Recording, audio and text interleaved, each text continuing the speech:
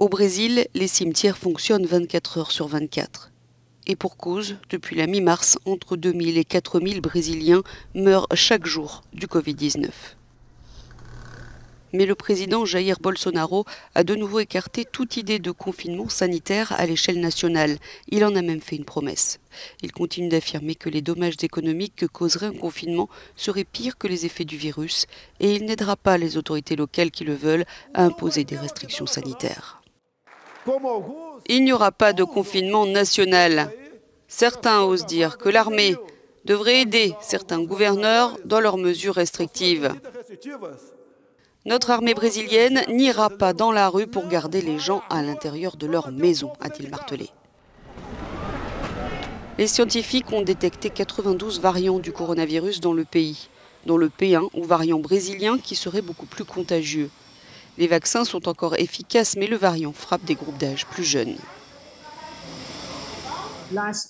La semaine dernière, nous avons enregistré plus d'1 300 000 nouveaux cas dans notre région et plus de 37 000 décès. En fait, plus de la moitié de tous les décès à l'échelle mondiale, signalés donc au cours de la dernière semaine, se sont produits dans les Amériques. En Argentine, le président Alberto Fernandez vient d'être testé positif au virus alors qu'il avait déjà été vacciné.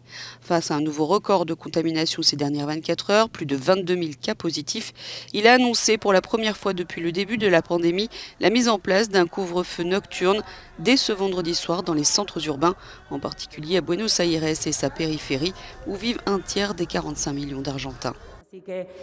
Nous sommes à un moment où l'effort que nous devons faire pour les 3 prochaines semaines est de protéger la population qui est la plus exposée au risque de complications et de décès, a expliqué la ministre de la Santé.